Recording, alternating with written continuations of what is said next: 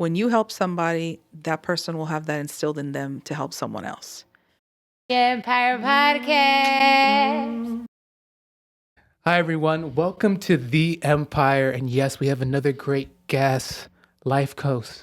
Got to get the pronunciation correct. Poet, author, visual artist, and much more. And that lady's name is Mary Tawadros. Mary, welcome to The Empire. Yay. Thank you so much for having me. I'm excited to be here. So glad to have you. I was fumbling today. I don't know what was going on. Did I at least say your name correctly? Yes. Yeah? Yes. Got you. Put a little twang on it. That's okay. We were talking earlier offline about it, at the, sometimes you have to Americanize the last name, but we have to keep it right. Right. So where's your last name from? I'm Egyptian. My parents were born in Cairo, Egypt, and that's where, my last name comes from. Got you. And I'm throwing like a little Spanish. Yeah, a little flavor. I guess it still works, right? It works. Hey, I love There's it. 4,000 Arabic words in the Spanish language. Very true. Yep. Which I believe was brought to there by the Moors. Moors, correct. Mm-hmm. Hey, we're getting there, folks. We're getting there. But Mary, how's your day been so far? How's 2025 been treating you? It's a good day. Okay. It's a new day. 2025 has been quite the roller coaster for not just for me, but for also a lot of people. Mm-hmm. The fires were extremely just horrifying. And in the midst of that, I was actually hosting a fundraiser originally for Operation Project Hope, mm-hmm. which is a nonprofit that blesses schools every year, going in to do I am statements all over the campus, murals all over the campus. They usually get 300 to 500 volunteers to come in and just beautify schools. So that was the original fundraiser as far as where I was starting with it. And then when the fires hit, I decided to shift to assist the people of the Eaton fires in Altadena, since they are so close to me. I do live in Azusa, and I was affected just breathing in the air, and the embers and things were close. So that's when their fundraiser ended up shifting, being a two-parter through Operation Project Hope, distributing the funds. And February 8th, we did host a fundraiser. I hosted it and also curated the show mm-hmm. with 12 incredible artists. And 13 artists. Mm-hmm. And they were all amazing, came in, did their thing, and blessed the space. So, it's important to give back and be productive as an artist. And that's really one of my soul missions, to always give back as an artist. Awesome. It's crazy. They don't really talk so much about the after effects of a tragedy, right? Like the smoke. Like people don't realize how many lungs and health effects are happening from that. Mm-hmm. I remember hearing someone talk about the best way to help during those times were to have a kind of like a damp rag and put it in a mask, so that way the damp rag would capture some of the soot. Yeah, some of those things are so crazy.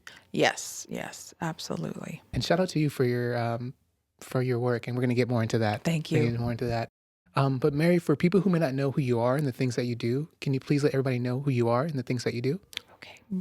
So yes, I am a life coach, mm-hmm. And I'm a life coach because of life experience, because of the tragedies that I've personally actually faced. I want to just kind of go back to my early childhood for a second. When I was 7 years old, I was hit by a car. I broke both legs, my right collarbone. I fractured my head. I had double vision. I basically almost met Jesus and was ready to go home. It was April 19, 1984, and the anniversary's coming up. I consider it my second birthday.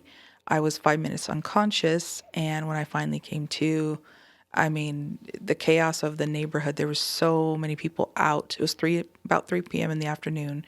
So I see a flash of people. I'm inside the ambulance. They were ripping I remember sweatpants. And my mom came out. I saw a flasher, and then I went into shock. So I went through major surgeries. I went through a lot for a month and 3 days in the hospital, mm-hmm. learning to walk all over again. And when you go through all those types of things, people, like, that's a life experience that's so, unless you've gone through major physical trauma in your body, you wouldn't understand. So I usually share my story with people to give them hope. If they're going through things physically, just identifying on that level, it's important to connect with people and let them know that they're going to survive. They're going to make it through, and they need that extra little push, the extra little like cheerleader on their side. I want to be the cheerleader because I know how hard it is to come out of things physically that they're just traumatic, they're painful, and pain is real physically, and not everyone understands that. So that's also another reason why I wanted to become a life coach. And people sought me out, not the other way around. They sought me out. I didn't say anything. They just came to me at my open mic. One person's like, I want you to be my life coach. And I was honored by that so much. And I felt humbled that they saw something in me that they wanted to learn, they wanted to grow.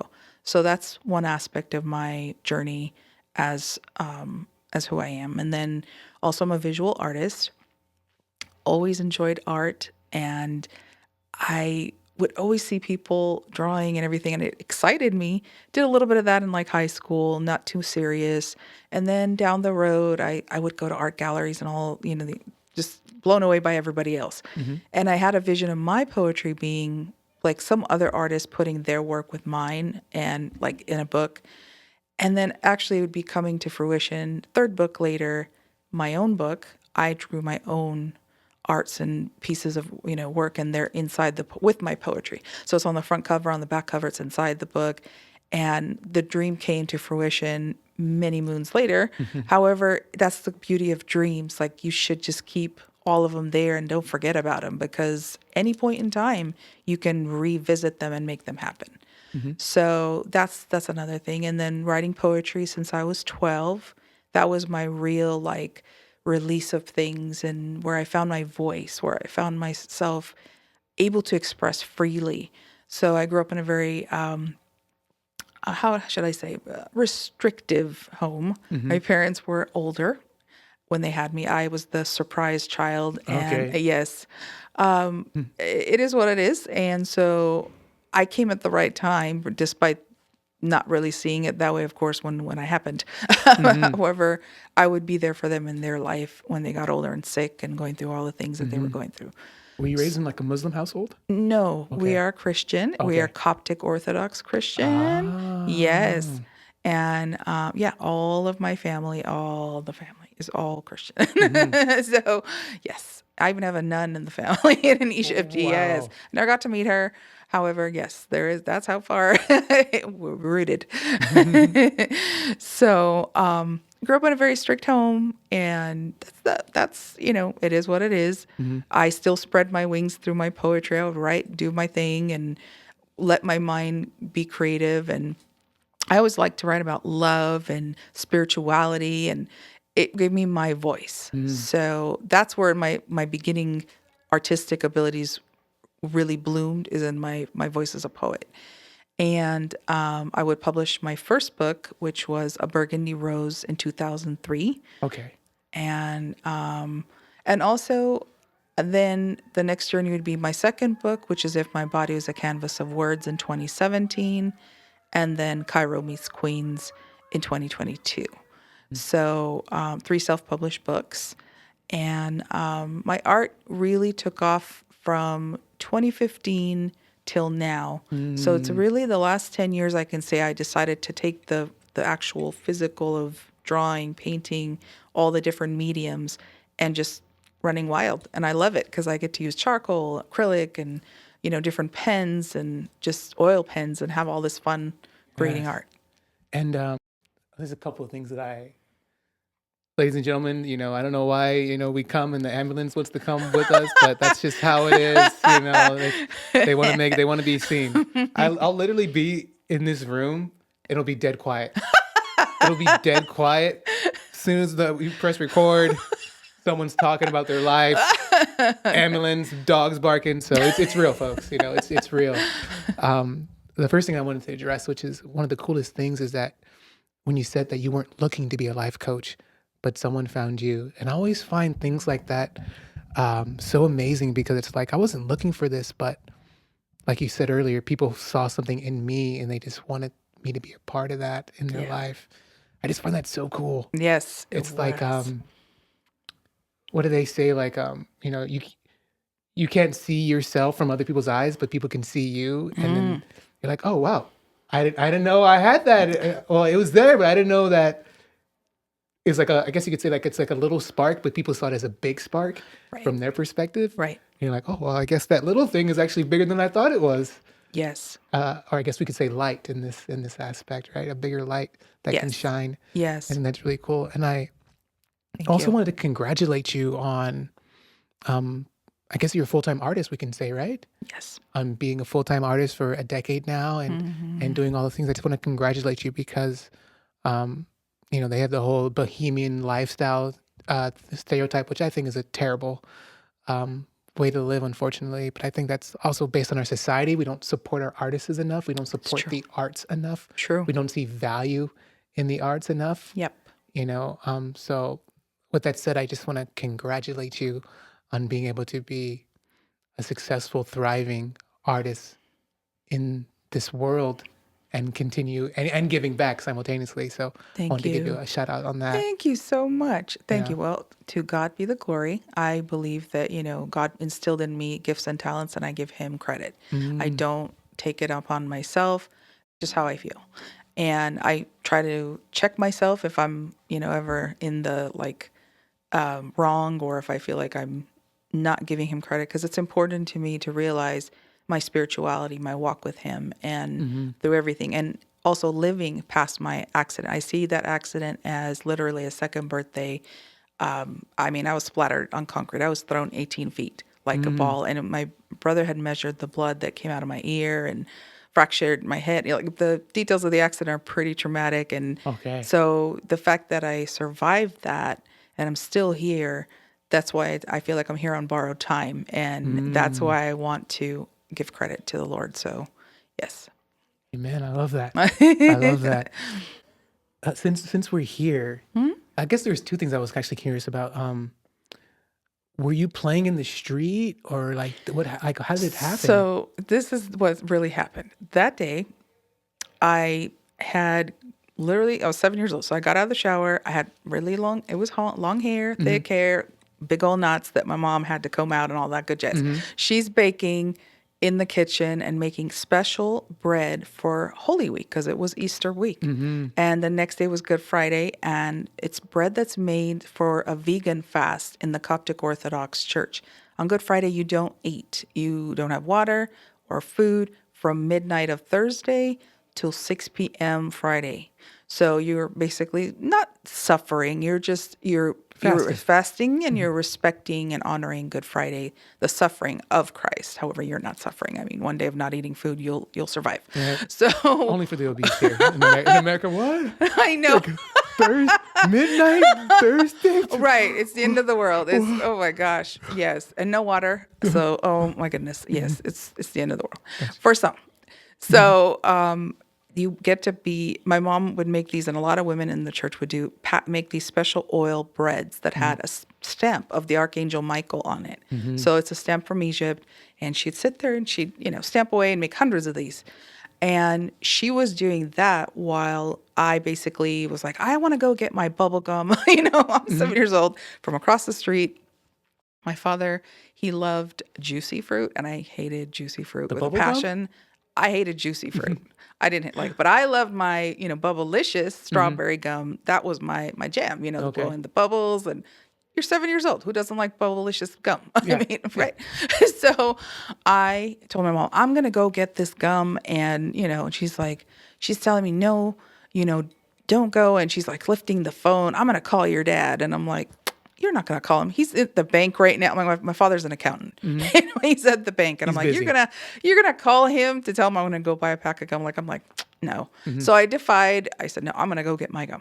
I go to get the gum, and it's a new owner, him and his wife, for the little liquor store right there. It's right across. So all I have to do is run from my house to the other side, and then boom, it's right there. From this apartment building to the right is the liquor store. So I looked both ways, no problem. Everything seemed good. And boom, I ran across, went over there, got my gum. And the owner's like, oh, you owe me 5 cents, but don't worry, you can come back tomorrow. Because he knows he's my candy dealer and I'm going to come back for other stuff. He's Like, my dealer. He's got the sugar. he's got the sugar. Totally. So he's like, no worries. And I'm like, okay. So, I went back the same way. I didn't go to the light. It was definitely an error of running in the middle of the street. Yes.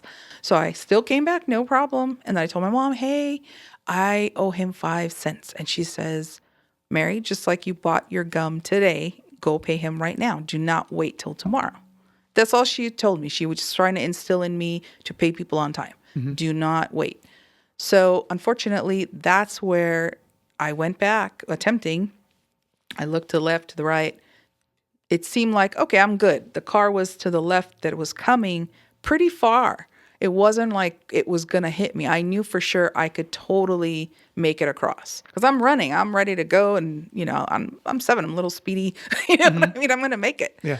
However, the car to the right was coming off the red light and I never saw it coming. It was a small pickup truck and he came and boom, threw me 18 feet like a ball. So Wow. that was, yeah. And then I was unconscious for 5 minutes. So yeah, that's what happened. Wow. And thanks for sharing. I've been talking a lot about this second life type of thing, which is just like, other people may not have woken up from such a situation, even probably a lesser hits, right? Yep. And it's, things like that always make me think about, I guess you said borrowed time, or I guess a better way I wanted to say about is, reevaluating how you want to live life. Yes. Yes. Right, so, and I think that's one of the best things about free will is that we have a choice to go this way or that way, depending on our experiences in life, Yes. right? And I personally believe that God, well, we may perceive things as bad at the time, but I always believe that God is doing everything for us to be in our favor and to make sure that we connect back to God. Yes. Right? Absolutely. It's just our perspective of seeing it, maybe not in the moment, but realizing it maybe down the line, or realizing, you know what? God is not a God of, spite and hurt and hate, Yes. but the God that, the God that I'm speaking of, and I Okay. think the God that we're talking about is the God of love and Yes. compassion, Amen. Yes. And so, yeah, I believe my biggest belief is that God wants a relationship with us and always wants us to come back to Him, Yes. right? Absolutely. And with talking about your childhood, can you give us a brief, origin story about how you grew up, where you grew up to the woman that you are today? Yeah, You sure. can give us a brief. Okay. Yeah. So I was born in New York. And I was the unexpected child. So like I just came out of nowhere. My mom tells me, oh yeah, I went to the doctor 2 months, I did not have my, feminine cycle. And Gotcha. so You could be as so bold- you could be I'm as- like, yeah. Okay. So she goes home and the doctor's like, he calls her, Mrs. Tawadros. Oh, you're having a baby. She's like, what? And he said, and no more after this. And she's like, no more after this. She's like, I don't even want this. Like she was so panicked and she's freaking out. Like, I don't blame her. She's at that point 39. Okay. And it's like, yo, this is not what I planned out here for my life at this point. I mean, my brother's before me, so he's 12 years older. And so that's a big old gap. And she's like, I'm good. I had my son. I don't know about this. I think I might abort this child. And that's really true to my life. I almost wasn't here. So that's why I feel like I'm here on borrowed time. Because there's been multiple times in my life where it was like, oh, maybe not here, maybe not here. And, so God still was like, no, Mary, I'm not done with you yet. Yeah. You are still going to be here. You got some things to do. Yeah. So Not don't borrowed feel time. that borrowed time. Not borrowed time, destined. Destiny. We need you here. Right? We need you. Right. Yes. Right. And so, fast forward, so New York, we left there. I turned 2 here in Glendale, like 2 months later after we got here. So I turned 2 in Glendale. Then we moved to, after the accident of the next year in 85, we moved to Ontario. So, fresh start. My dad kind of wanted to take away me from all the experience of the accident what happened, and he wanted to just move into a house, his own house. So we moved to Ontario and lived there for 31 years. My parents had passed, each one in 99. A month before I graduated college, my father passed.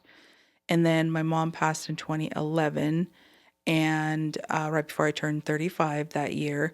And then I moved from Ontario and then got to Azusa in 2016. So I've been living there for 9 years, and I am now 48. I'll be 49 this year in October. And then, of course, I have my second birthday, which is April 19th. So I'll be 41 on that birthday. So, Okay. yes. But I do celebrate twice a year because I have two birthdays. Like, I would not be here if I did not survive that accident. So Wow. You have one older brother? I do. He's Okay. 12 years older. Wow. Shout out to your dad for having the wisdom to move you away from where the accident was. He probably realized Right. that'd be too traumatizing, and Right. wow, what discernment he had for that. Yeah. Yeah. Wow. That definitely probably was probably a discussion between husband and wife. Like, hey, we should probably move. Yeah, we should move. And it was time because renting, he was an accountant. He was looking to finally to own a house, his own house, and in California because we lived in New York for about, or they lived in New York, I would say, for at least 7 years. So, yeah. So bottom line, we moved to Glendale. And after that, he moved 1 year to California before me, and my mom and my brother came from New York to here so he could find the job, find a place to live and all that. And then we transplanted as well a year later. So, yeah. Smart. Very smart. Have you been to Egypt? I have not. What? I know. It's not the safest for Christians to go, actually. It's Okay. just, being a Christian is very difficult. The things that happen that you don't see on CNN, like bombing Christian churches during, and I call that, of course, fanatics that do that. That's not just anybody. I'm not pinpointing any religion and trying to knock anyone down. However, when we get the newspaper reports at the Coptic Orthodox Church that they distribute, they'll tell you fanatics, Muslim fanatics, do burn the churches. They'll burn it, people alive during like an Easter celebration, Christmas celebration. And these are different dates than on the lunar calendar. So they're not regular Christmas like dates as the American culture. It's January 7th, which is Christmas. And then Easter, depending on the lunar calendar, like this year, we're all together. And that's like a once every 5 year where we all get together. So this year we're together. Palm Sunday's next Sunday for everyone. The following after that, Easter's everybody together. So yeah, there's things that are happening that they don't report that American culture doesn't know. They don't tell you that if a Muslim girl and a Christian girl are in school, that sometimes the Muslim, girl might have to, not by choice, but force the Christian girl to come over, but not tell her, oh, just come over. We're going to study together, and doesn't realize she's being set up, and the Muslim brother is about to possibly take advantage of her. And there's been stories that it's to prevent that from happening. She'll say, oh, can you excuse me? I need to go to the restroom. She'll go to the restroom. And in Egypt, a lot of people don't own houses. They in apartments, and these apartments are huge and high balconies. They'll open the window in the bathroom. Some will just literally take a leap and would rather be a martyr than to be abused and ruin herself for marriage, because that's what happens. So these are stories that people do report, and this is real.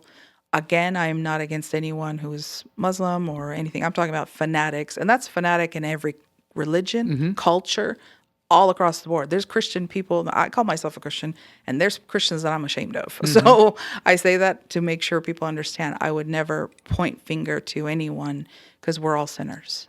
We're all in the wrong. We all do things. We all think bad thoughts. We all do things that we shouldn't do. We try to be better humans every day, and that's the goal, to be the better human. So, and that's what God calls us to do, is to be better and to be Christ-like, at least for me as a Christian. So again, I just shared those stories because they're examples of things that I've been informed, and it's real.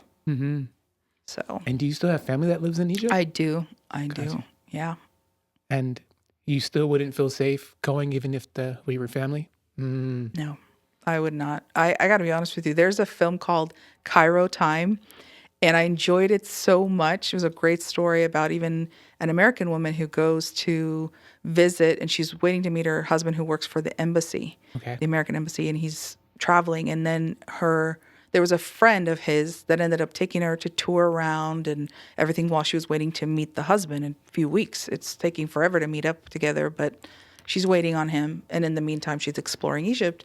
And she got to experience how she's shunned as a woman. Like, what are you doing walking around here? What are you doing being in a cafe of men? Like all these things that you're not supposed to do because you're a woman. And she's an American woman. So imagine even the women that they can control that of the culture itself, and what they do is way over, like it's a lot. It's a lot. So just watching, however, for me, I got to enjoy all this beautiful, cinematography and just experiencing like a little bit of the music. Like I understood it. I understand, of course, if when he's talking in the Arabic language, I'm like, I get it. So it's like, for me, I'm good. I can watch everything I need to watch from, what do you call it, documentaries and learn about my culture. I don't need to physically go there for my own safety. I'm safer here. Got you. No desire, no. Okay. Unfortunately, it's just not in the cards. Got you. From all the information that you've received about it. Gotcha. You can love your people from afar.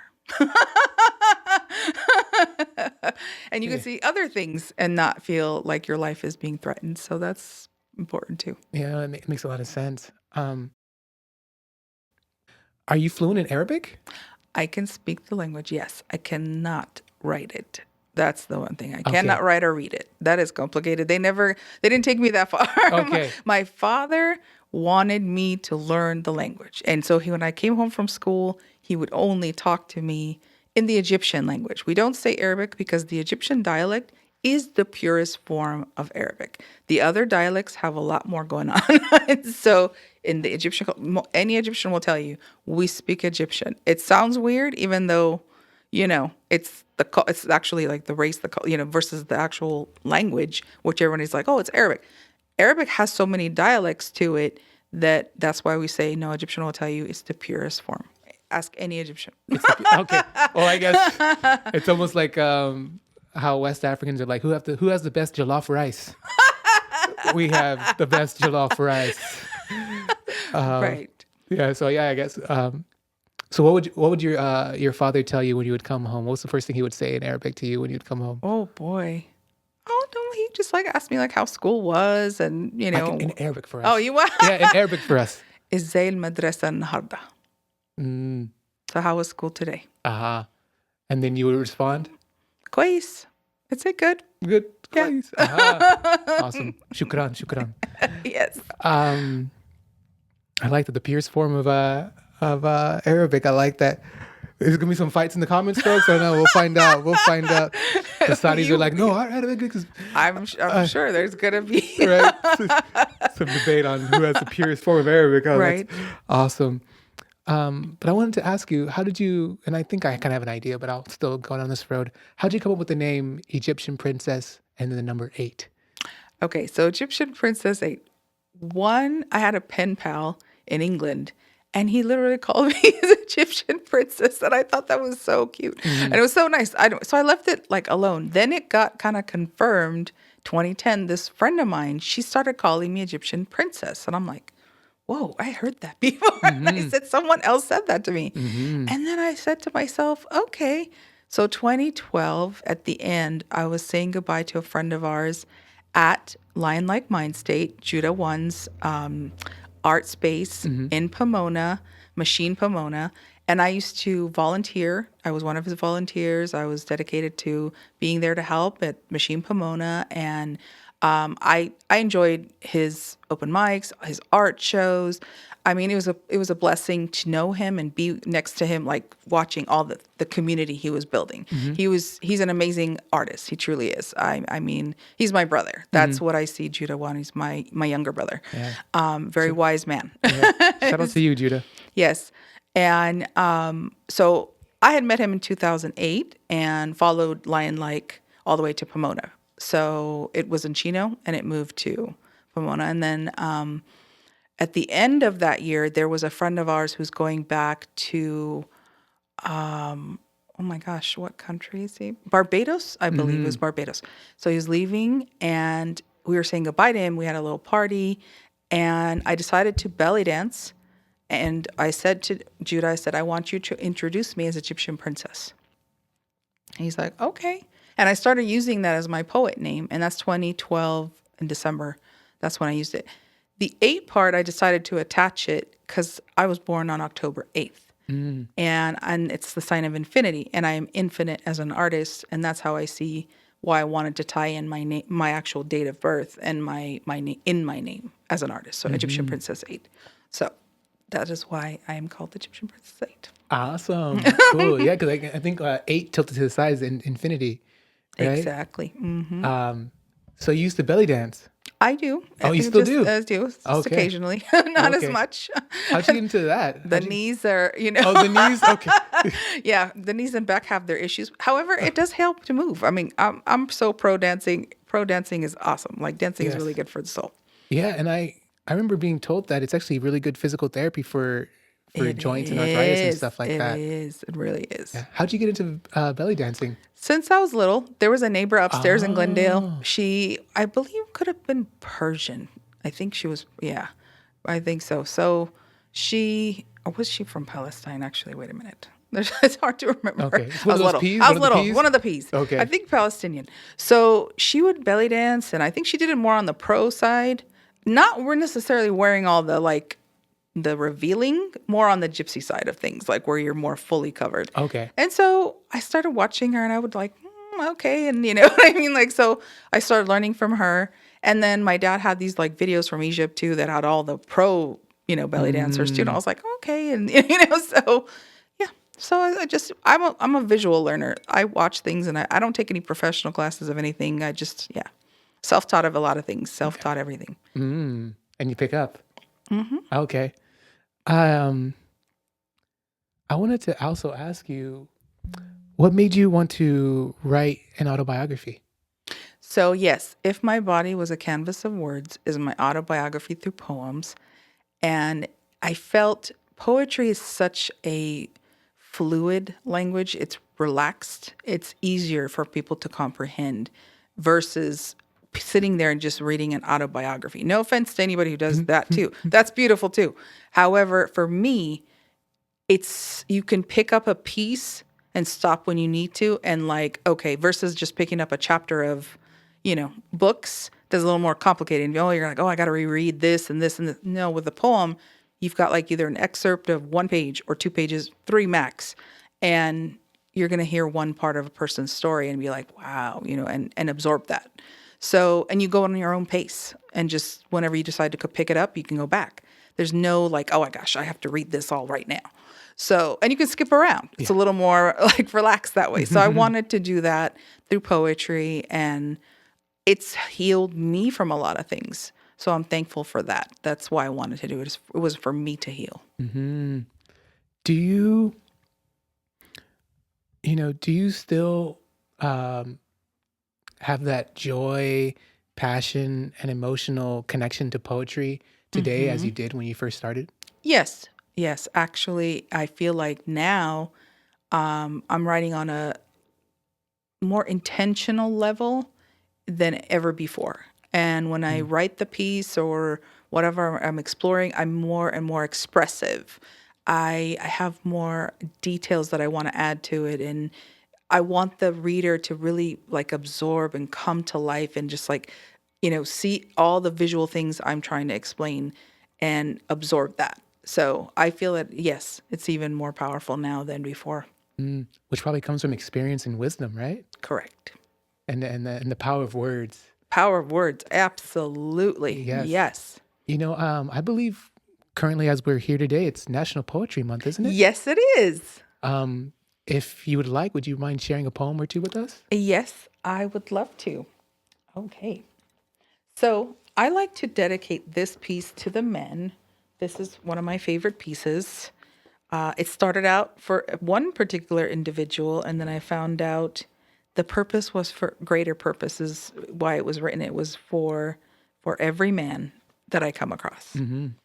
So Even me? even you, absolutely. I'm a man too. That's right. Absolutely. Okay, so let's see. Okay, should be a little more prepared. I No, just no, you're felt totally fine. I want to say something that's very interesting, and you'll probably catch on to it later. But I knew that us having you as a guest, and thank you again for being on, was thank you. destiny, because I clicked on a live by, I believe it's like LA Poets Society, I believe that's the name. Yes. And guess who was reading their poem? No way. Yes, Oh my ma'am. gosh. That's Wow. how random and purposefully and on time we are. Yes, And are you ready? I'm ready. Well, what's the name of the poem? Anchor. Let me anchor the deep lineage of your exhausted soul for 3,600 seconds. Let me love all your pain away. Let me place my hands on your face, shoulders, pray over your life abundance of joy, prosperity, grand health, complete healing, and restoration over your perforated heart, sealing it with 10 kisses on bare skin. Let me feed you, nourishing your vessel with your favorite comida. Let me tell jokes to listen to your laughter. Let me play a song for you to sing, seeing the light in your eyes sparkle, putting on a beat for us to raise our vibrations. Let me remind you who you are, magnificent creation, designed perfectly. You understand the world through your angel eyes, helping every fellow at crossroads, traveling to your higher calling, spiritually in tune through the ether, hands designed to heal with every touch, arms to hold mountains of pain, yet meant to release them in far-off countries, moving to freedom of complete peace. This is an ode to all men who need to be reminded you are loved, appreciated, respected, and honored. Yes. Yes. Perforated heart. Woo. Woo. But healed with kisses to the skin, right? Is that what it was? Yeah, I believe. Yep. I listen. I be listening. Some people like, what did I just say? You said in there somewhere, I think. Would you mind sharing another one with us? Yes. Okay, so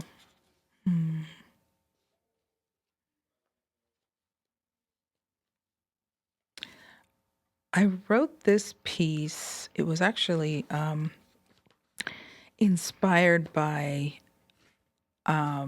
Chadwick Boseman. And yeah, and the same day that I found out he passed, another friend of mine had posted he lost his daughter to COVID. And it really broke me. I was like, wow, she was only 22. She had no other complications. And it's like, why? Why did this happen? Like, I was so sad for him. And apparently she had passed, I guess, 2 months prior, and he was finally ready to reveal it on social media. And then later that night, all of a sudden, Chadwick Boseman has passed, due to, cancer and this. I'm like, what is going on in like the atmosphere? I couldn't stop crying that day. Like I was so emotional. It was one of those days. Oh my gosh. It was so sad. And I felt like, wow, so this poem is dedicated to these particular two individuals. So I see. What's the title? Time to Go. 2020, full of constant attack of our spirit. The number 2020 is supposed to mean perfect vision. Instead, so much uncertainty, unexplainable, senseless deaths, of incredible visionaries who should have lived longer. 2020 is a wake-up call to focus on one's health, one's hidden and known gifts, to shine through even in the midst of chaos called life. Wake up in gratitude knowing you are here to still influence others through compassion, love, time, a helping hand. Those that are here still fighting on because of a prayer said over their life. Ancestors' spirits are dancing in heaven through angelic warrior movement, telling us to keep on living lessons they passed on, to flow out our hearts, words spoken, feet dancing, open hands raising vibrations of all we need to release before it's time to go. Lovely. Thank you. Thank you for sharing. Yeah. Did you want to say something? Yes, I want to share one more if that's okay. Is there time? You want to share another one? Yes. Of course. Okay, so I want to share one from If My Body Was a Canvas of Words. This is one of my all-time favorite poems, so that's why I want to share it. And I'm going to say this right now just to get that out of the way. It's pre-Avengers Endgame. Okay, so just FYI. You'll see why I say that. Okay. My Superman.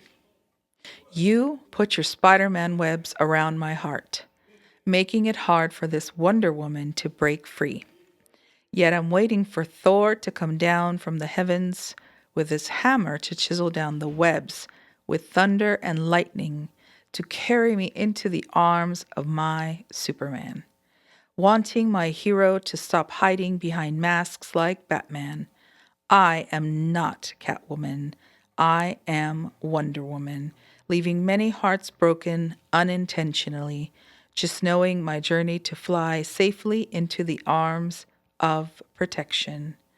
My Superman, a man of strength, filled with loving wisdom, a big heart that will understand mine, a smile so warm it will uplift my day, hands that embrace mine, letting me know I'm safe. He is my Superman, not the Incredible Hulk who's actually fragile, not an Iron Man whose heart is made of an arc reactor, pre-Avengers Endgame, not Captain America who doesn't age and remains alone, not interested in Daredevil, and Ant-Man ain't going to cut it. Just my Superman, who looks me in the eyes through X-ray vision, knowing he's seen his true window of a pure soul, saying, you are my Wonder Woman, my Egyptian Princess 8. You have the arms I belong to. Hey. Shots fired at Ant-Man. Jeez. It's not the size that mattered, I thought. What happened? That was it's the motion in the ocean, right? Not the size, right? He can get big, though. He can Get big. Right? That's just not going to work for me. Sorry, Ant-Man. Sorry. It's just not. Gotcha. Yeah. Wow. And, it kind of now, and I'm going to come back to this. I'm going to touch a little bit of it. But now I'm starting to get ideas of now why I seen so much of like some artwork that always had Superman on it. Superman holding a woman carrying Yes. it. And so that's, now I can see where it comes from in the relations to some of your artwork. Another thing I remember hearing, and I wonder if it was from Kevin Smith. I think it was one of his universes. And he was saying the only person that could handle Superman's sperm or baby was Wonder Woman. Wow. Because like a normal woman, like a normal woman like Lois Lane she couldn't handle his baby. That would make sense. Yeah, but a person like Wonder Woman would be able to. So it made me think about that. Cool. We're gonna get into that nerddom. We're gonna get back to that nerddom. We're gonna get there. We're gonna get back to that. Thank you again for sharing. Thank you your poems so much. But I also I wanted to go back to the life coaching, and I wanted to know what does that kind of look like when you're doing that with person to person?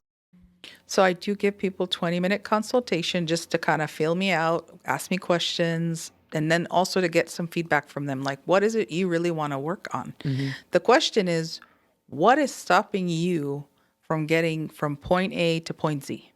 of any plan you have or any vision you have. And if you have multiple, let's say you have, I want to do, this project, and I also want to do this business line of things, and I have a line of clothing I want to do. I have I want to create this makeup line that's safe for people. Whatever it is, I know that they have multiple dreams, and I'm like, why can't you accomplish all those? They're just a matter of setting goals, setting timing, and also not beating yourself up either. Because there's that, like, I want to do it all now, and it's like that. Yeah, we all want to do it now. However, that's not the way of things. It just doesn't work that way. And sometimes you need someone to buffer ideas through that's safe, that's not going to steal your idea and go do something with it either. So you can trust your life coach, of course, and that's important, trusting people who you're going to talk to, because it's like almost a confessional. You're confessing your deepest, darkest, whatever. I'm here for that. And I understand how important it is to find someone you are able to open up to and not be fearful of judgment either.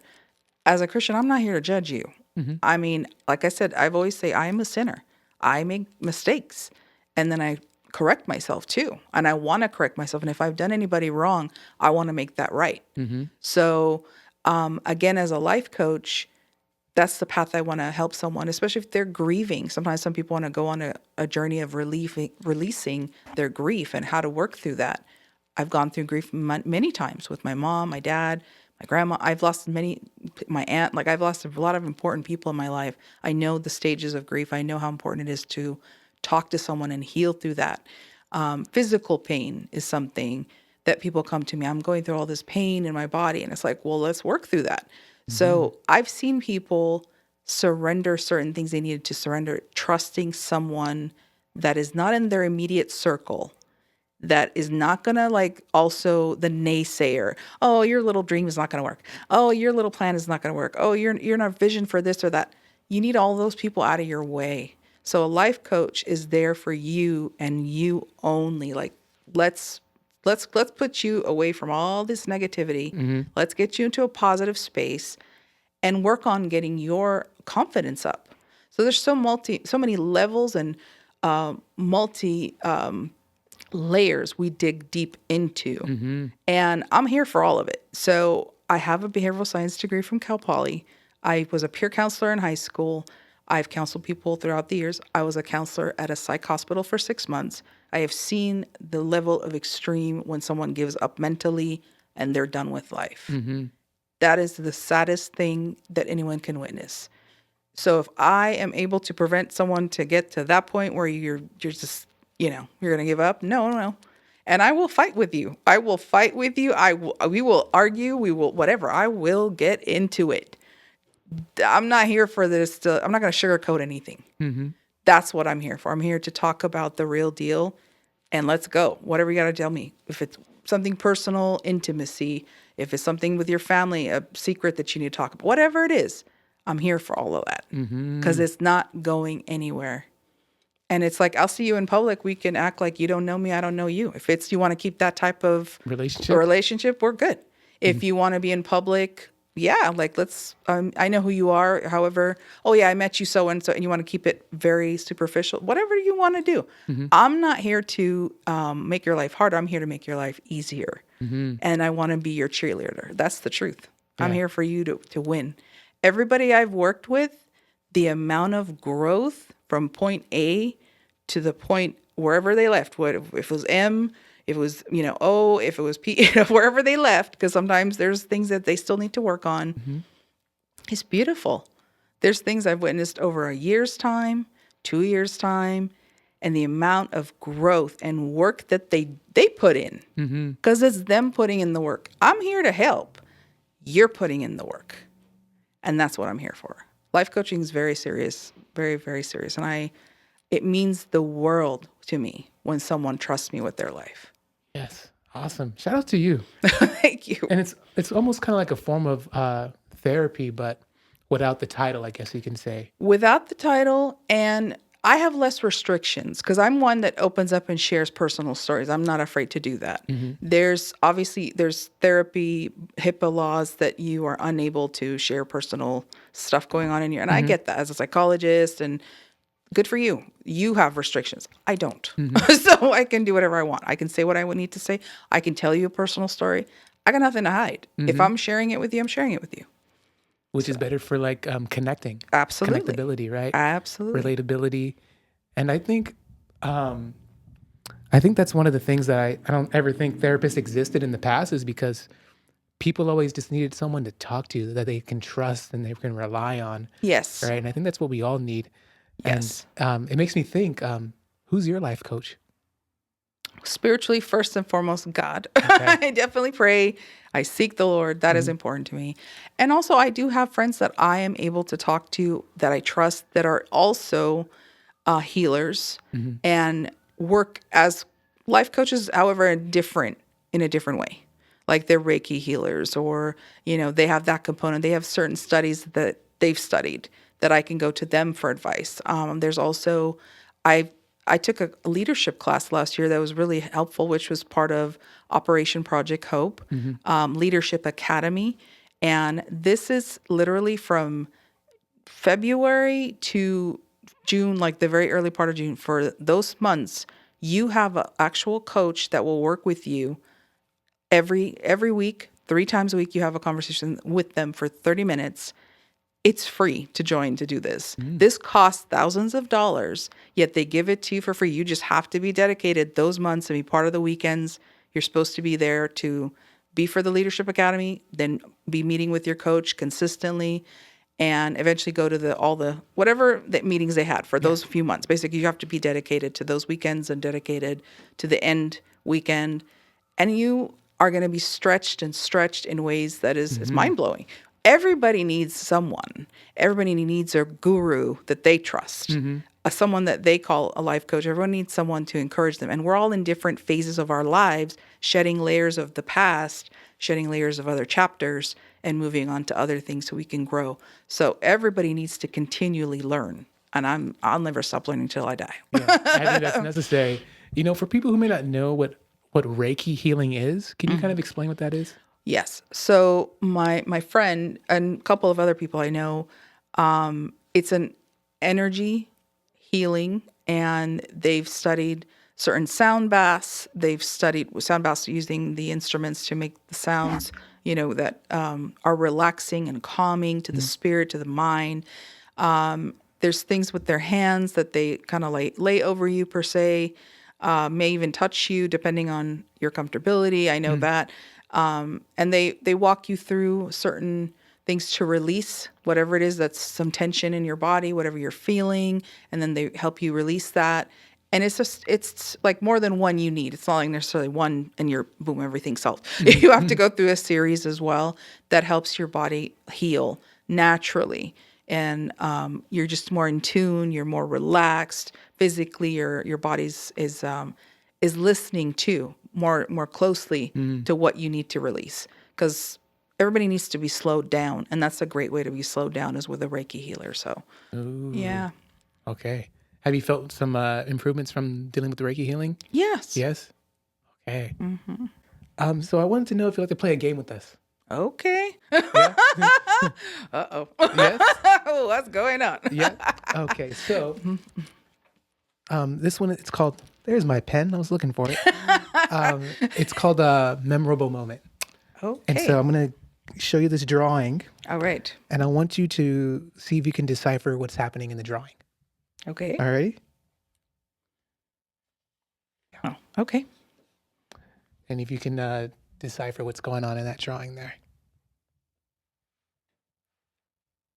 Okay.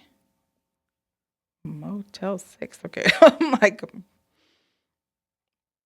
well, what I see is a ladder. Someone like going up the ladder, or would use the ladder. That's what I'm seeing. Would go up the ladder and reach the top, and either could go left or go right. They have two options, or go straight, because that's the final border up top. That's the way I see it. Okay. Not sure about the Motel 6. That hasn't spoken to me. Gotcha. Flip it over. What does it say? Always seeing stairs leading up. Stairs, right? Everywhere I've lived has always shown a way up. Yes, Ulysses. Oh my gosh, that's awesome. That's awesome. Awesome. And so I wanted to know if you'll be willing to share a memorable moment in your life and draw it out for us. Would you mind? Okay. Yeah. Mm-hmm. These two things here. Okay. And here's a pen. All right. Draw a memorable moment for us. Memorable moment.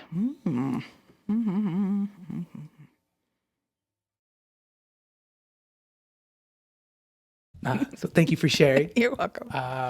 Apparently you know who Ulysses is, so that's good to know. Yes. Yeah. Shout out to Shout out to Ulysses you, Valor. Mr. Valor. Yes. UV light. UV light. Yes. And shout out to Heather Parker, Reiki healer, in case you were looking for her. There we go. There we go. Yes. What does your one-on-one art therapy look like? Oh, that is so much fun. So, I've actually done two types of art therapy classes, and one is the one-on-one, where I gave a person a canvas and paint, a few different bright colors, not normally the colors they use. And there were more into like black and all this other colors, which is fine. There's nothing wrong with that.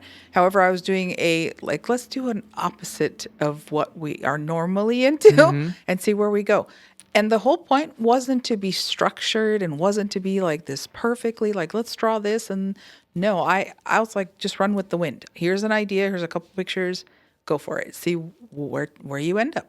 And the point was just for talking, little cheese and crackers. There was no wine inside. It was just more, it was just some juice.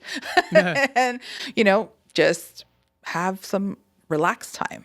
Slow, intentional, relaxed time, because we don't do that enough. Everybody's so on the move and we gotta go. It's like, no. It's important to slow down. And this is the purpose of this exercise. It was beautiful. She painted the most beautiful dancer. It was great. So I was loving it. And actually mine was far from anything I thought was even like remote something I would ever show anybody. Okay. I was kind of in my own little okay, well, it doesn't matter because it wasn't intentional either. It was just literally like, whatever, I'm painting.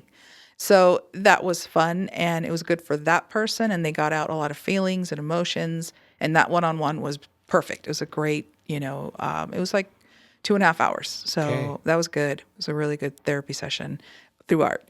Art therapy is amazing. And then last year I hosted a trifecta of a class. So the point of the class was to do writing prompts.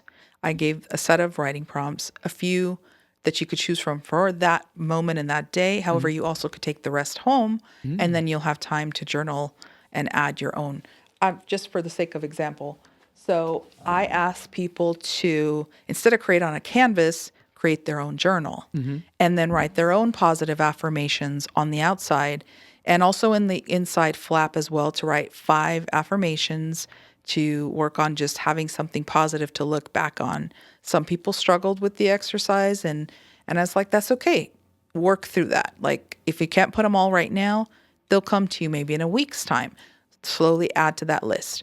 And then we started with the impromptu of the writing therapy first. Then we moved to, okay, let's create the journal and draw and do our time with that paint or design. And then after that, at the end, we did a little open mic and people got to share what they wrote in the beginning of the class. It was so awesome. People were moved to tears.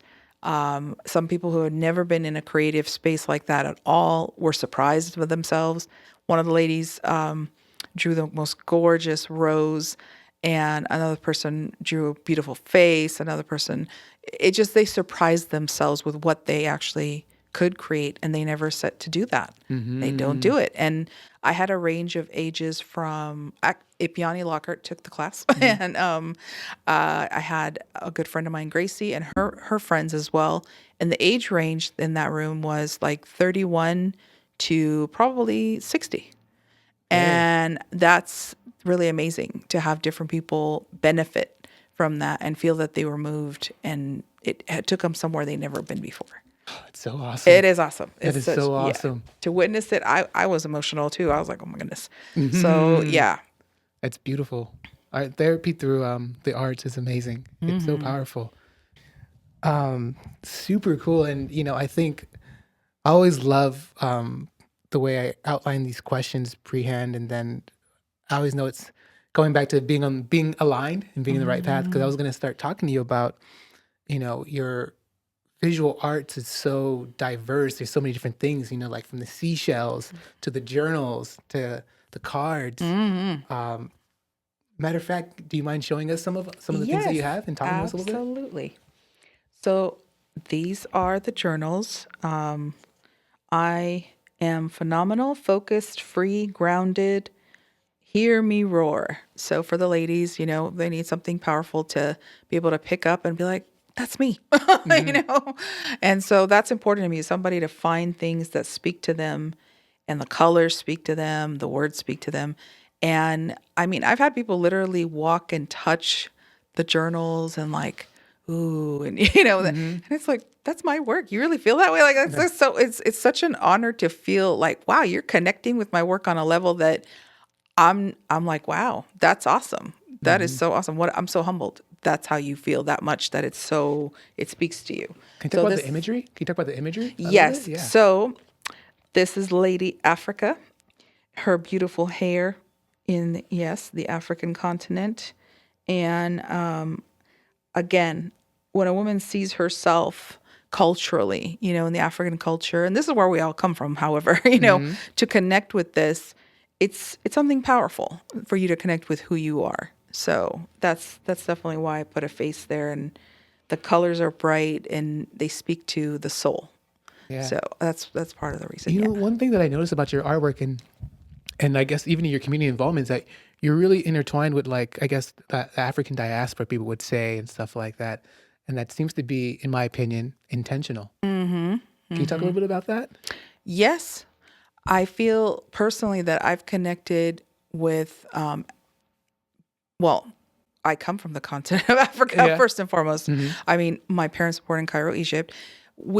Growing up in my house, I was told we are Middle Eastern. I was told by, a couple of my relatives, oh, we're white. And I'm like, okay. And, I'm like, I don't understand that exactly. And then I watched Hidden Colors a couple of times, and that was really like eye-opening to a lot of things, because you don't grow up in a household learning all those things, because your family's teaching you the Egyptian language, your family's teaching you Egyptian culture. My parents are fair skinned, so their whole life is different in the way they grew up and beliefs and ideas. Black culture and all the things, I really wasn't exposed to it until much later in life. And I feel personally more comfortable in Black culture. I feel more relaxed. I feel that I identify, I think we're all on the same team here. You know what I mean? Like we connect. I don't understand where there's that disconnect with other. However, then you learn the history of, the great Alexander and, and coming into, Egypt, and there's that component, why there's that focus, there's that controversy about, what do you call it? The controversy about, what is the Cleopatra, and then this, oh my goodness. So like, it's amazing to me. However, the way I've always seen it is that we're all God's children, period. And you need to get to know everybody. I mean, I'm fascinated with the Spanish culture. I love the language. I love the food. I love the people, the richness, the colors in their cultures as well, their artwork. I identify very greatly with Frida Kahlo. Oh my gosh. And more on a physical level too. Like I can identify with her pain-wise and artistically. So I just gravitate more towards culture. I'm fascinated with people's cultures. Yeah. What's Hidden Colors about? So Hidden Colors goes into the great depth of explaining how we're all interconnected from Africa. And it tells you how each country, like someone from Japan, where's the roots there? Why do they have curly hair? Like it tells you, like why is it the cross of all the culture? Like in I'm trying to think, it's been a few years since I've seen it. It just shows each country how we are all interconnected, and the overlap of basically how we're all African and we all root back to Africa. And it's able to break it down to you. And that's an important documentary to watch, because then it would really enlighten a lot of people who are like, oh, I'm not black. And it's like, why are you tripping? Why are you Why- freaked out? What's going on? Yeah. Why are you so anti? Yes, when it probably you have 1% at least in your DNA. One. It could be 1%, but it's still in your DNA because we all come from Africa. And people don't want to identify with that. Yeah. They're too scared. Yeah, because I guess the negativity that's associated with it, right? The negativity. The brainwashing. And yes. So, but Hidden Colors is really powerful. Actually, I would wanting to see it again because it's been a minute, and I know there's a few things there's so much to take away from it. So it's one documentary you want to watch a couple of times, 2-3 times, and absorb because it really is mind blowing. Yes. It's mind blowing, and it's beautiful. But I love that because it shows you we're all God's children, Yeah. We're all interconnected. Yeah, probably where the Garden of Eden really is. Yes, absolutely. 100 on that. Gotcha. Yes. Any other work you want to share with us? Yes, I would like to show a couple of other pieces of So, journals. Yep. regarding, Frida, so when are you going to get your unibrow game on point? Never. No. I love her. However, I draw the line. Okay, we'll Let's stop not there. get crazy. Let's not get crazy. Yes. So this is one of my I like the idea of being fruitful. Okay. That's why I like to draw flowers and trees and, God's garden, God's, creations. And we all like to go out and be with nature and breathe and hug trees. Like get some of that juice, get some of that energy in a tree that has been growing for hundreds of years. Can you imagine hugging all that life force in there? Yeah, it's powerful. It's so beautiful. So yes, love trees and flowers. Been a flower girl all my life. These are your journals, correct? These are the journals, Okay. yes. These 3 are the journals. And I love owls. I'm grounded, brilliant, prosperous, fearless. I was going to ask you, too, I had that question. It's like, are hooters your favorite birds? Lions. I like drawing lions and I like drawing owls. Those are like my 2 favorite animals to draw. The wisdom of an owl and the strength and the roar of the lion. Like that is something very, very powerful. And I am a lion-like lioness. Lion-like mind state. Yes, There we lion-like go. mind state. I am. However, again, the lion. Yes, one of my favorites. And these are my cards with envelopes that I sit and do one by one. And they're just different. Again, an owl. Super cool. Yeah. Owl's so nice. Ooh. A mosaic woman. And drop the mic. And this is Gustav Klimt's The Kiss, my version of it. Mm. And my peoples, the pharaohs. Yeah, on a boat.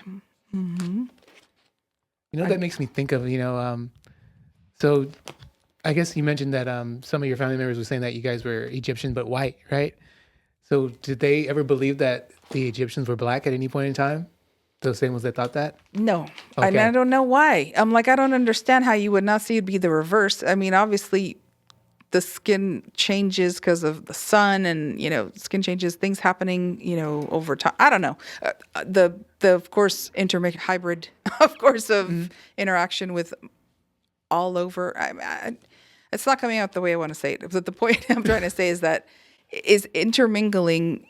Why the skin would be, it's the opposite. It's not, I don't see how they wouldn't understand the evolution of getting to this point. Yeah. That's the part that I don't understand. Yeah. In my head, I'm like, didn't start out this way. How do you not see that? Like, isn't it even like there's pictures on the wall that even show you? Yes, yes, believe me. I do my best not to argue with these relatives because it's going nowhere. Got you. Brick walls. It is. Okay. It is. And I don't want to argue. I'm like, I'm good. I know where I come from. I believe in what I believe, and more power to you. So yes. Ooh. So these are just a few of the cards. And I did want to share one last thing. Yeah. Which is have just a few of these. It was a limited edition of it was a canvas and I call him King Ramses because after my uncle's name, Ramses, my Okay. mother's brother. And and then I made these bags out of them. So, but it was a canvas, and yeah, it sold. So Cool. yeah, Ramses. King Ramses. Awesome. yes. Thank you for letting me share. Of course. Thank you for sharing. Thank you for sharing. So we just saw a bunch of your artwork, and thank you for sharing. If you could, how would you be able to define your art style? Okay, so let's see. I love canvases. I love working on canvas, and I do 30 by 40 pieces. Mm-hmm. That's the largest. Well, the two murals I've done for Operation Project Hope. So I've done a couple murals in two different elementary schools, which was such a blessing to know that I've left my imprint on an elementary Mm. school. So exciting. And just to know the joy of the children seeing that on that Monday when they came back and see all the murals are powerful all over the whole entire school. It's so beautiful. So for me, I like bright, bold colors. Mm-hmm. That's what I strive for. I want to leave people like something attached, like grabs the attention of their eye. Like there's the color, it speaks to them. I want to leave you hopeful. I want to leave you feeling blessed. I want to help you feel encouraged by my work. And that's why I write the affirmations, even on canvases sometimes. I want my art to speak to people in a way that uplifts them, that they can identify with it. And that's what I strive for in all the different mediums I use, the color schemes and all the things, bright, bold colors, and to uplift people. So that's my goal. I And like that. yeah, and of course, if there's some people ask me for commission pieces and they give me a picture they want or different instructions, I'll still put my twist on it. There's still something about the way I do it that's still bright. Well, yeah, it has to be. It's you, right? You're the artist, Yeah, right? They has came to to you, be, has to be. right? I remember looking at some of your artwork, and I was thinking, it would be a really good collaboration if you've ever been interested in collaborating with other artists. Have you heard of a gentleman called Maurice Howard? Okay, so he's an artist based out of Riverside, and he does, I guess you can call it like abstract art. And I was thinking, man, I think you guys would probably come up with a pretty nice piece working together. Maybe I'll connect you and see what you think, Yeah. or show you some of his work. Awesome. And I was like, that'd be really nice. And I remember I was going through some of your work, and I was like, one of the pieces that caught my attention, I think it was called Fierce Eyes. That one really caught my attention. And correct me if I'm wrong, but actually, I'll just ask you, what made you want to start creating these journals? So the journals started more so in 2015 or 14. It was 2014. And in the beginning, it was like, I love the idea of us as poets having something to write in that's just, and you have your own personal art piece right there, like to have creativity in it. And I was, putting the eternal life sign. That was one of the things. Then I did crosses. Then I did a couple of like weird abstract things just for creativity because I wanted to, speak to different people.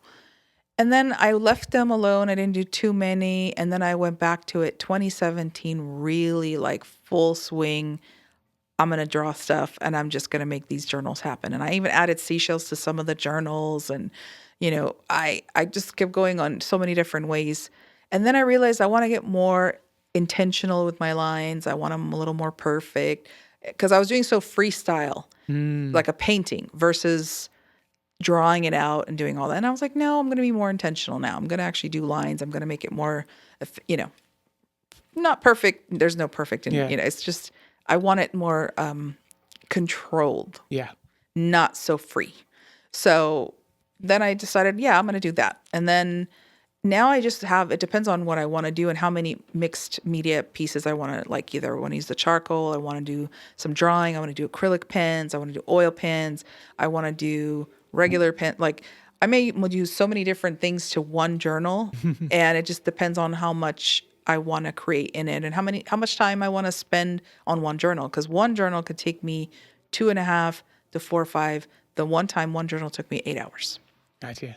And they're all customized. Customized. One of ones, as they say. That's right. That's right. Mm, And I do take custom design. If someone gives me I do custom design for people, their journals. Yes. Cool. You know, nerddom time. So, are you a Star Wars fan? No, I No? never got into it. Okay, because I saw some pictures of like Darth Vader. Well, I never got into it. However, I Okay. knew a lot of people that were definitely into it. So Okay. that's what made me, yes. Okay.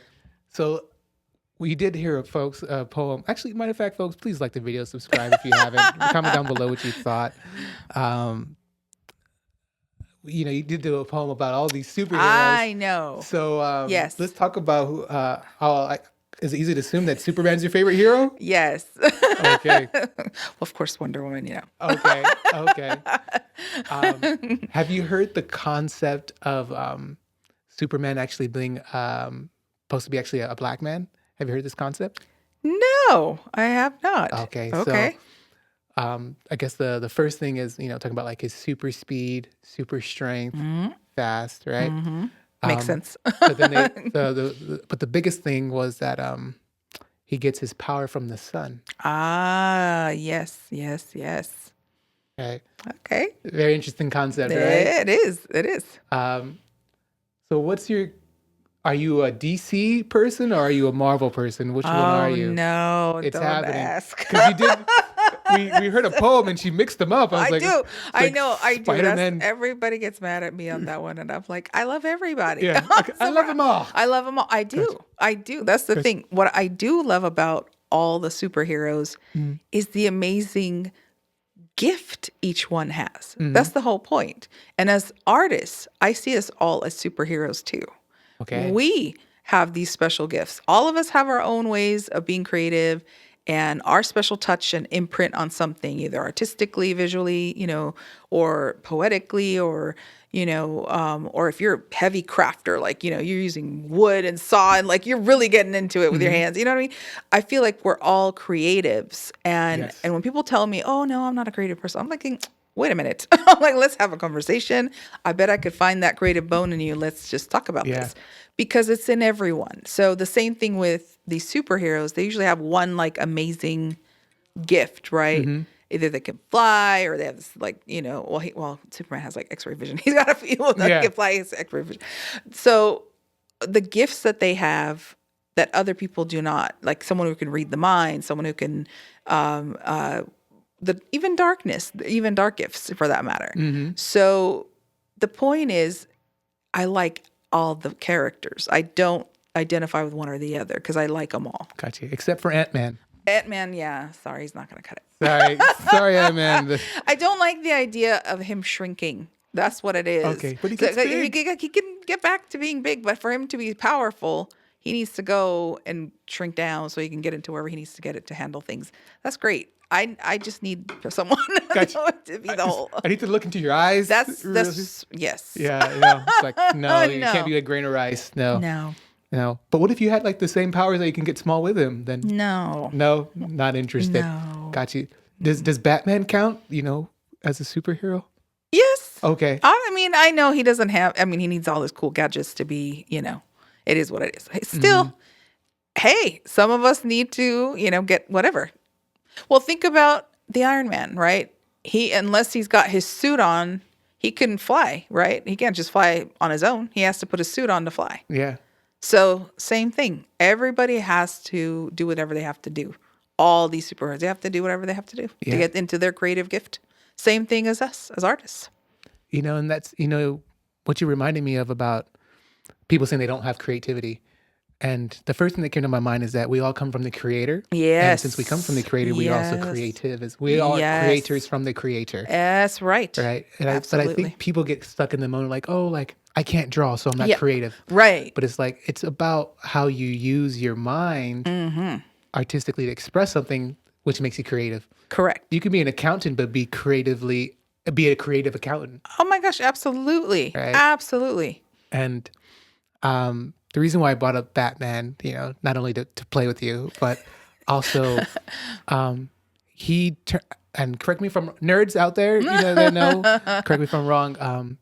he was able to defeat everybody in the Justice League, which is like Superman, all the strongest superheroes, right? Mm-hmm. And the reason why is because his mind. Mm-hmm. He used his mind on. He knew everybody's weakness. He knew how to take care of Yeah. everybody. So Yeah. he creatively used his mind Right. to Right. overcome. Yes. Right. The mind is a powerful thing. Very powerful. Yes. Very powerful. As it says in the Bible, a man is as he thinketh. Yes. So if you think that you're great, then you shall be. If you think Yes. that you are not, then you shall be. Yes. So. And you know what I find really interesting in real life? Mhm. I mean, the original Superman, Christopher Reeves. I mean, I know there was one before him before that, but that's not the point. But the yeah. point, Christopher Reeves, that's the one we're talking. I mean, it's interesting. It's like sad and beautiful at the same time. Like, he was Superman in all the original 5 films, right? Mhm. I mean, those were some powerful films to watch. I mean, that's a whole other generation that they don't understand. They don't even They know. just They don't don't even know. It's so powerful. And the thing about it is to know, unfortunately, his life took a turn in real life for the worst. And still, the man was dedicated to serving and, creating a foundation and taking a positive. He could have taken his life and gone completely like off grid, silent, and be like, I hate the world. Why am I like this? Why did this happen to me? And, I'm in this wheelchair for life. And his wife stayed by his side, loved him, dedicated. Nothing changed. That's the beauty of life. Someone who played a character that had all this power, could fly, and all these things like, X-ray vision and all that. And his own life totally shifted. That's the power. And he was powerful in the mind in real life. And that's what was a superpower. And he's still a gentle spirit and still a good man and all that. And unfortunately, he's passed. But, that's life. Everybody passes at some point. It's what you leave behind. His legacy is great. Yeah. Yeah. It was a horse, right? Accident that happened.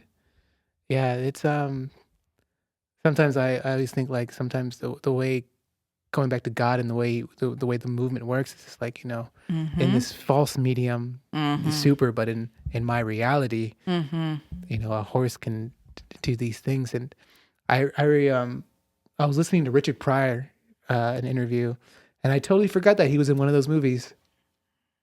It kind of came back. I was like, oh yeah, Richard Pryor was in Right. one of those movies. I guess at the comedic aspect, I guess, of the movies. But yeah, you're so true about the mind and Christopher Reeves. Yeah, you guys don't know about Christopher Reeves. Google him if you don't. Yes, Some of you guys might know. Yeah, some of you might know. Yes. But that was the original Superman. The OG. Oh my goodness. He was a heartthrob and everything. Yes, he was. Listen to Mary. You hear, Mary? You hear? Well, when I was little, I was like, he was still, of course, older, but I mean, I had the little sticker of him as Superman. I was like 7 or 8 years old in Glendale. I remember I have that sticker. God knows where it is. I still have it somewhere. Okay. Got you. Mom and Dad let you keep it? Yes. They're like, Mary, what is this?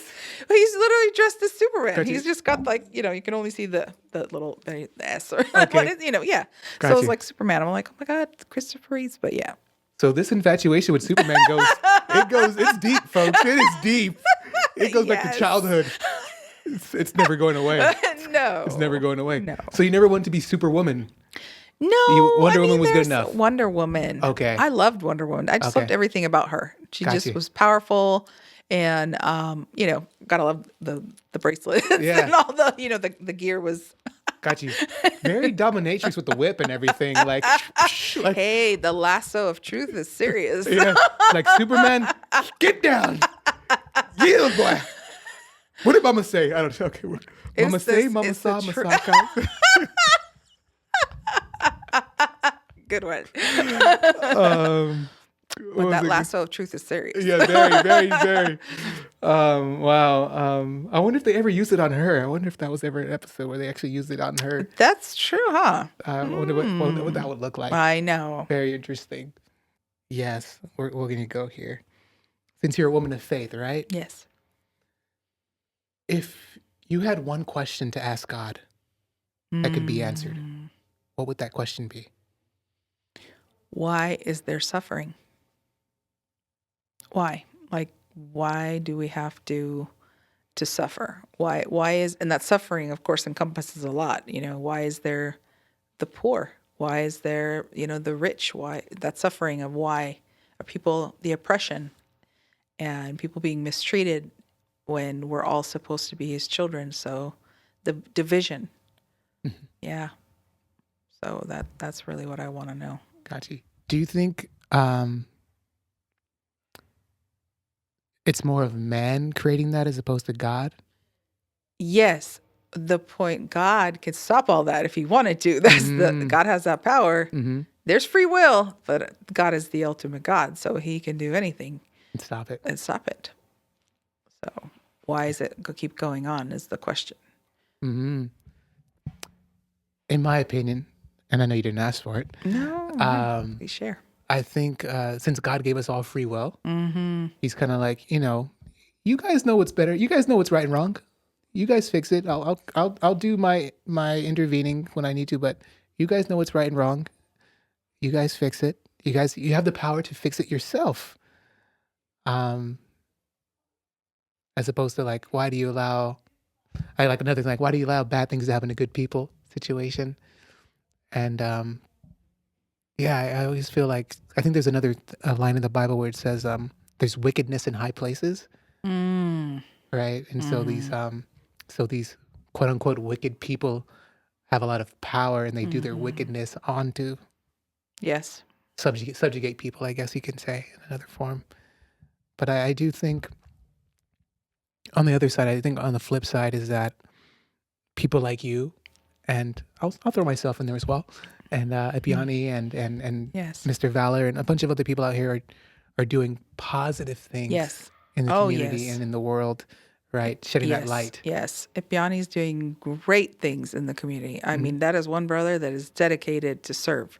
I have known Ipiani for over 10 years, and he's a blessing. He's one of my best friends. Shout out to you, Mr. Yanni. Shout out to, yes, Ipiani Lockhart. Yep. Yeah. Running for political office very soon. I hope so. I hope so too. Right? Yes. Why for you, Mary, is serving the community so important?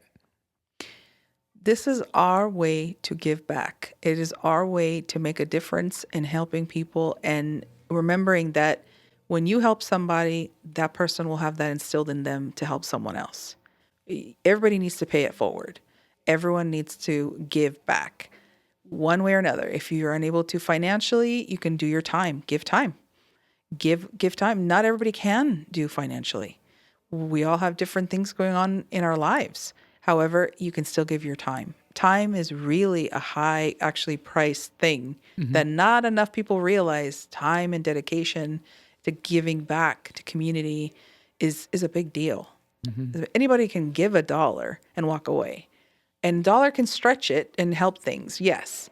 However, your time and showing up and giving that smile, giving the warmth to someone who's hurting out there is so critical. Just knowing that someone can be there to brighten someone else's day, say a positive word, give someone a chance to laugh. I've worked with the homeless population. I've seen pain in their eyes, the suffering, and just a simple conversation can change their whole outlook on life. And it makes a difference, treating people with respect that don't ever feel that they're respected because they feel that people just shun them. They're just like, they hide themselves. And then you give them a chance to like tell the story about their life. You need to give people time. So time and dedication of giving back is critical. Yeah. They say that time is the ultimate resource It is. because you can't get it back. You cannot. You can always get money back, That part. but the time. The time. In your opinion, why do you think some people don't see any value in serving?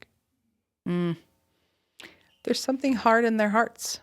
I hate to say that. It's true. I feel like some people feel selfish. They have their own, needs focused on. They're only focusing on themselves. They don't want to help others. They just, oh no, I'm too busy, or I don't want to deal with people, or they, again, the status, like, oh, my status is I'm a certain way. I'm here. This person's below me. There's that need to look down on people. It's unfortunate that there's people like that don't realize that in a snap, it could reverse and happen to them. Don't get too cocky. Don't ever get too cocky. Stay humble. No matter how artistically, how far you go, even as an artist. Do not get to the top and forget how you started. Don't forget who held your hand, who gave you a hand when you needed it, who encouraged you when you needed it. Because what goes around comes around. Mm. And it reminds me two things. I have and I think you mentioned it in one of your poems. I have a chapter in my book called Helping Hands, which is like, like helping each other, right? Important to help each other. And I think you're right. Like, things can change overnight for the good or for the bad. Yes. And it's important to know your upbringing and to, I guess, humility, I guess you were getting at earlier. Stay humble. Yeah, which I guess is important. Yes. And I wanted to ask, have you found your prince to slow dance to Danny Hathaway with yet? Good one. Wow. You really were listening. Oh my goodness. Yes. Beautiful. Do you want to elaborate on that a little bit? No. Okay. No. And we'll leave it at that, folks. And would you like to play another game with us? Sure. Yeah. This game's called Quick Slip. Oh, okay. So what I'm gonna do is I'm gonna give you a word. Okay. And I want the first thing that comes to your mind, you tell me what it is. Okay. That makes sense? First word that comes to my mind. Yeah, so I'm gonna give you a word and then one you word just come right back. Okay. All right? Don't overthink it. Just let it come. Close my eyes. Wait. Okay. Go ahead. You ready? Okay. Quick slip. Here we go. Love. Patience. Light. Darkness. Passion. Compassion. Hair.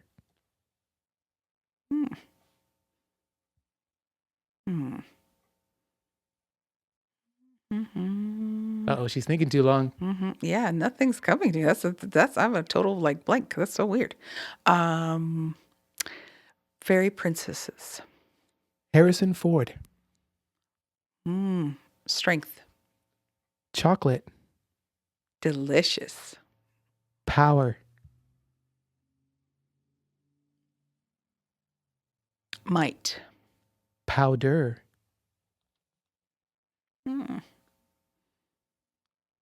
Oh, sugar. Premise. Wait, say that one again. Premise. Oh, okay. Protege. God. Love. Gone.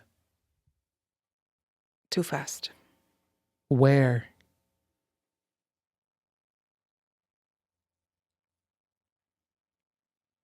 Now. Here. Tomorrow. Hunger. Sadness. Humanity. Love. Dandelions. Beauty. Chia pets. Crazy.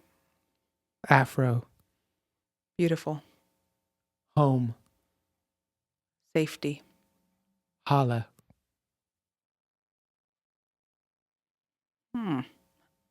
Hello. Peace. Compassion. Thank you. That's Quick Slip. Interesting. It was good that I closed my eyes. It helped me relax to think more. Yeah, that's good. Thank you so much for playing. Sure. What's Mary, what's something that most people, even close friends, may not know about you?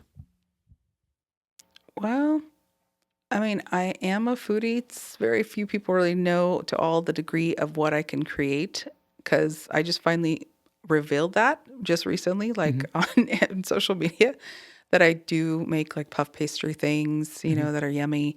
I do make cakes and I make baklava and I make chocolates as well. I mean, experimenting with chocolates for the last month and a half, doing all kinds of things that I can make the Dubai chocolate. And that's the craze everybody's going through here. A lot of craze with that. And I make different forms of that, a cake, the chocolate bar, date barks, like of it, and even dates stuff with it. And yeah, all kinds of things. And also I make it very clear because I have food allergies. I'm sensitive to that, and I know people that are vegan or vegetarian or have food allergies or are staying away from certain things. If they're diabetic, I can cater to all those as well because I understand it. So yeah. Cool, like gluten-free and stuff like that? Yeah, if someone needs that's what they need, I can make it happen. So Awesome.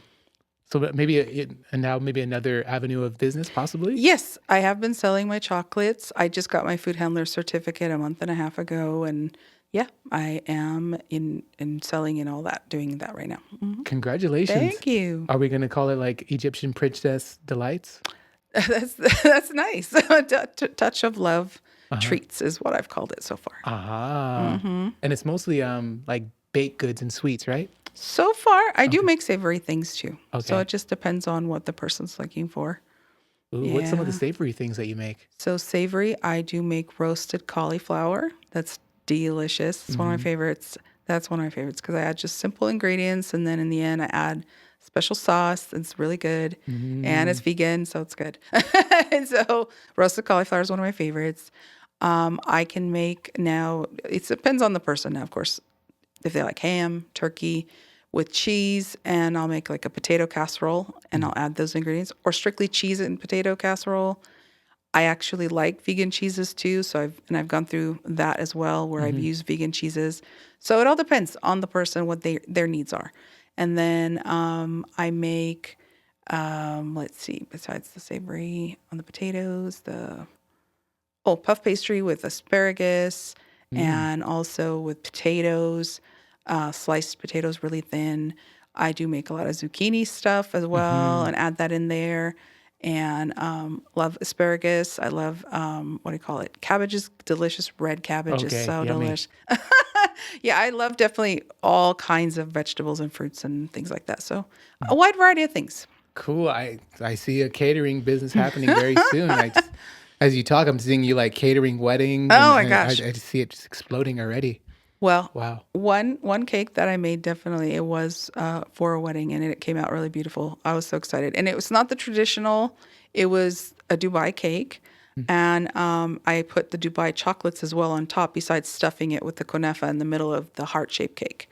So, and it was chocolate and ganache chocolate, and then the 3 sunflowers that are stuffed. They're huge size, like sunflower molds, and I stuffed them, of course, chocolates, and I put them on top, and little hearts as well. Is that what Dubai chocolate is? Is sunflowers? What is the Dubai Well, chocolate? I made it. Okay, so Dubai chocolate is a bar. It's Okay. based a bar of chocolate, and then you can do all kinds of molds if you want. I think it's more fun to give somebody a sunflower that's stuffed. That's just me. I like the aesthetics, and I've stuffed even roses. There's another mold I have, and then people want the big bar. I make those too.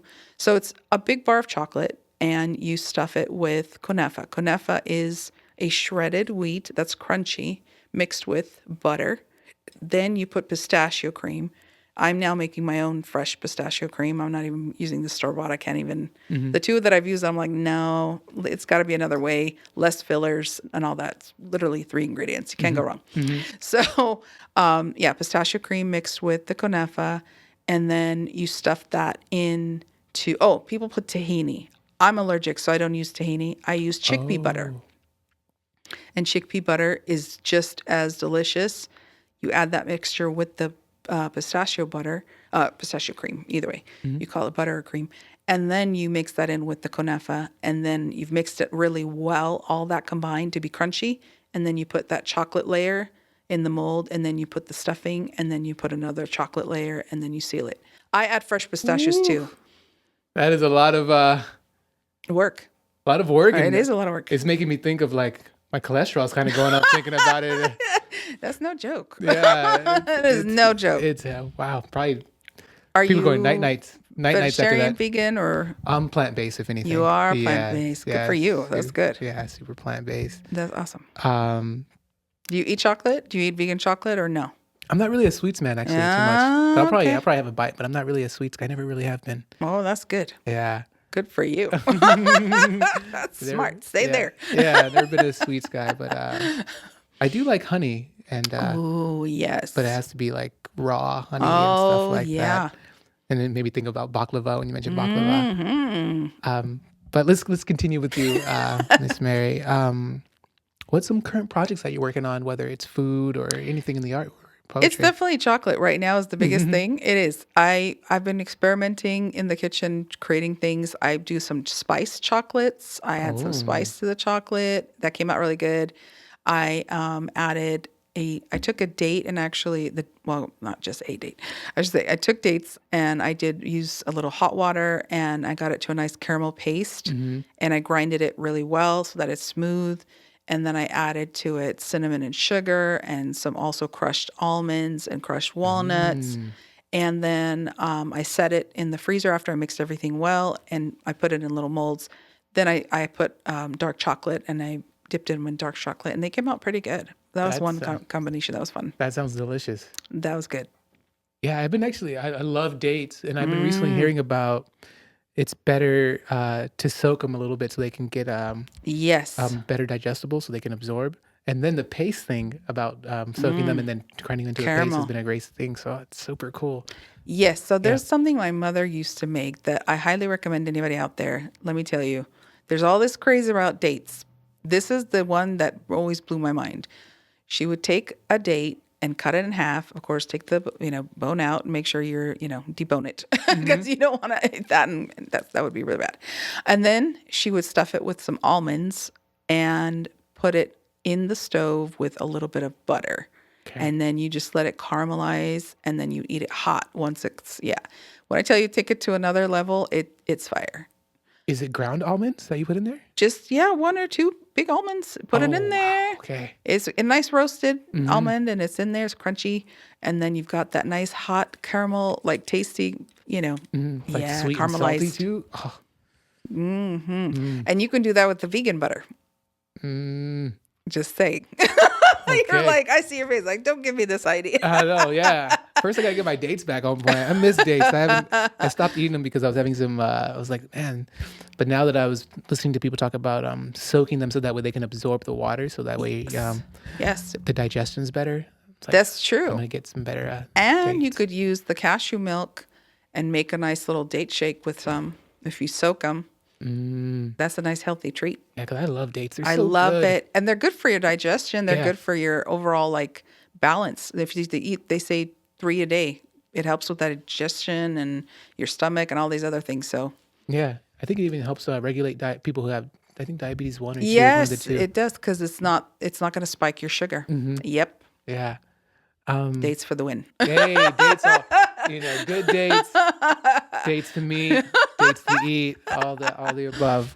Mary- Medjool though, those are the ones. Yes. those are the fire. Are we talking about any other I Mary know dates? because Are some there any people other ones? those other ones, the neglit, dude. I don't like those. We don't even know, we don't even know the names. That's all. Yeah, it's neglid. I can't say it right. I never say it right. Neglidude or something No, like that. we only Those deal are with the thin and medjool. little ones. No, They medjool don't all even day. taste right. It's the medjool. Yeah, It's all about the jewel. Exactly. Anything that has the word jewel in it, like why wouldn't you Exactly. want that part of your life? I need the jewels in my life. That's it.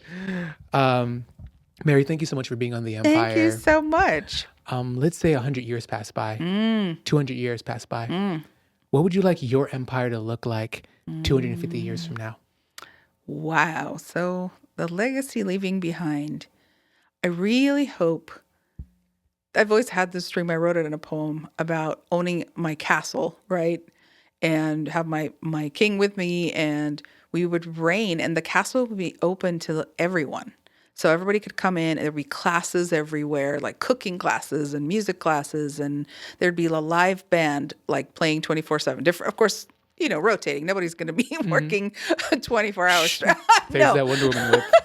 No, but people would be able to express their music, express their arts, learn, and then the youth would be able to come in, get their classes free. Everything's free.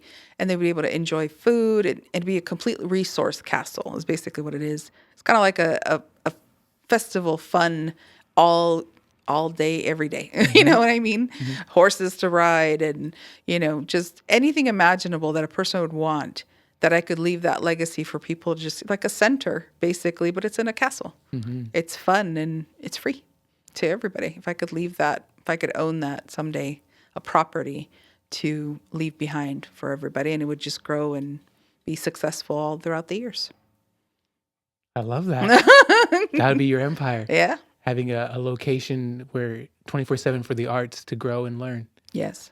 Love that. Yes. That's super cool. Super cool. It might be more tangible than you think. Yeah. I hope so. That is the dream. Yeah, I'm putting the energy out there Yes. for you. Yes, Thank I you. love that. I can visualize that. It may not be in California, but if you're open to a different state, I know. if you're open to it, Mm-hmm. you know, it's up to you though, right? Yeah. Home is where the heart is, as they Yes. say, So true. right? Mary Tawadros, hopefully I said that right. Yes.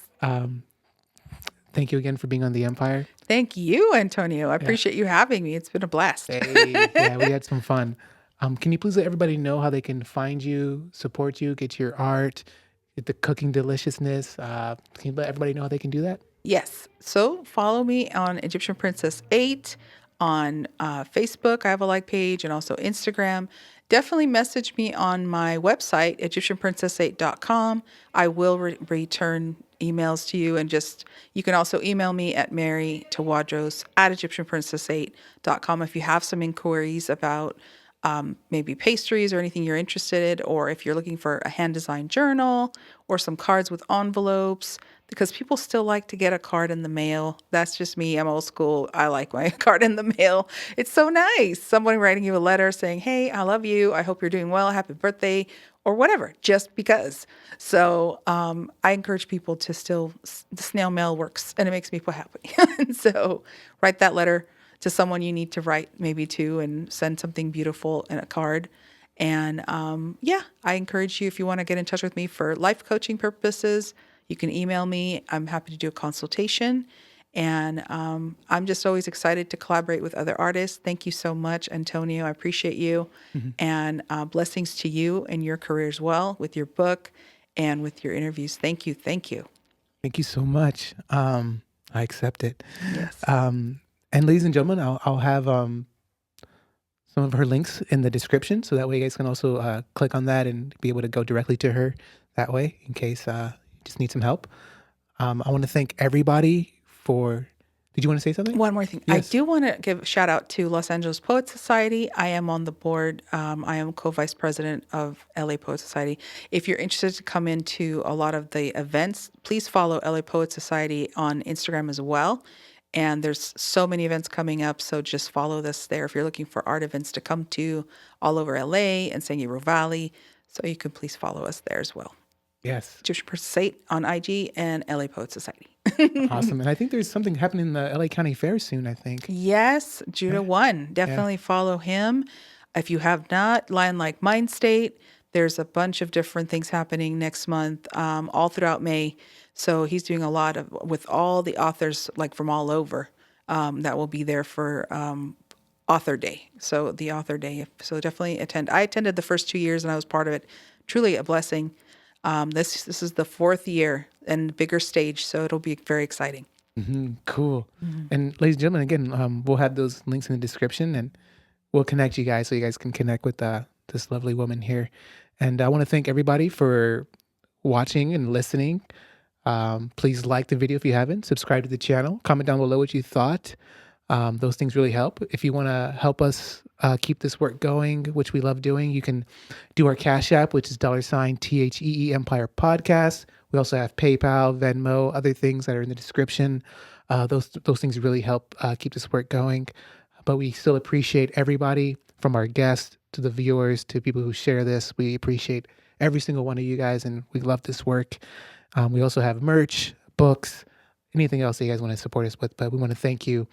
And is there anything else, Mary, you want to say before we get out of here? Thank you so very much for having me. It's been truly an honor and a privilege. Thank you. Great having you. And other than that, ladies and gentlemen, we'll catch you in the next episode. Peace. Yeah. I say it's my duty. Yeah. Is it my will? Yeah. To do what? Yeah. To do is right. I say. Filthy. No. Do I get to keep the cup, or is this just? No, it's just for us. I wish.